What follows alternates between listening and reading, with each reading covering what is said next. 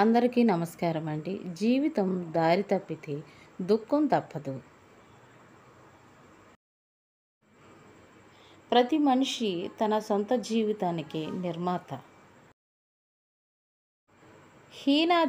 హీనమైన అనుభవం అసూయ. విజయం సాధించిన ప్రతివాడు బాధ్యతలను స్వీకరించిన వాడే.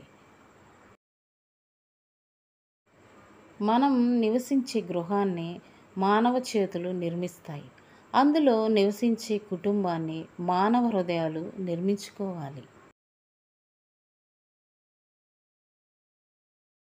నిజాయితీ లేని జ్ఞానం ప్రమాదకరమైనది. వినయంగా ఉండడమే మనకు విజయ సాధనం. మనిషి బాగున్న హృదయాలను బ్రద్దల చేస్తాడు. దేవుడు బద్దలైన హృదయాలను బాగు చేస్తాడు.